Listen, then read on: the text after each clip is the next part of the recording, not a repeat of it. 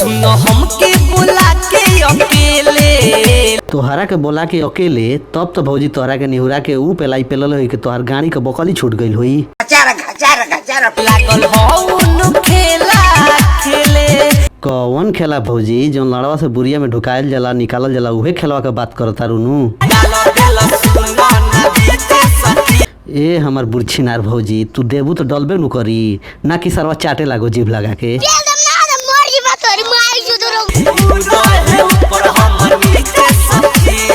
ए बुरचोदी तू नीचे काहे रहली रे? तिरस्कार मधु ऐसे ऊपर चढ़ के हम के सरवा के लड़वे काहे तूर देहली।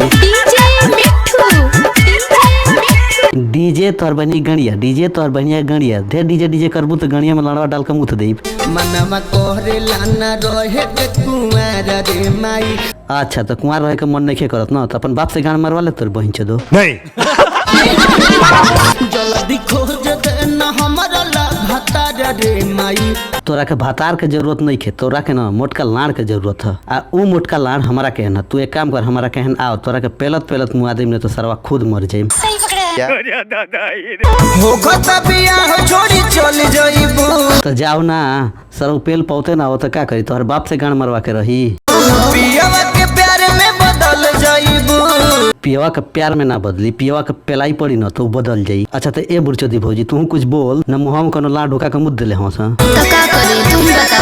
अच्छा हम बताई। अच्छा तो हम तो यही कहब कि तू एक काम कर गड़िया खोल के भैया के दे दे, दो चार टिप मार लो आखिर तू तो चलिए जेबे।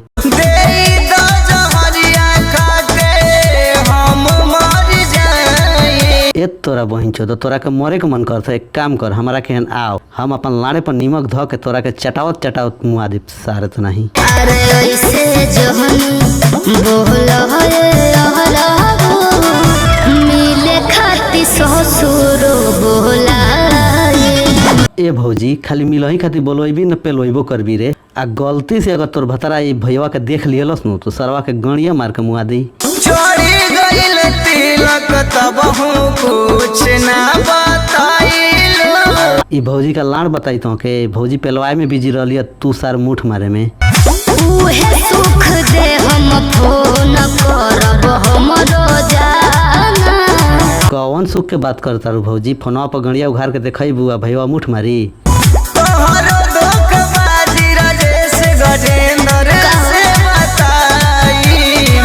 राजेश आ गजेंद्र से का लाड़ बतइब? कहियो एकटी भौजी से दिवैले हो का राजेश आ गजेंद्र के? तोर बहिन चोदो।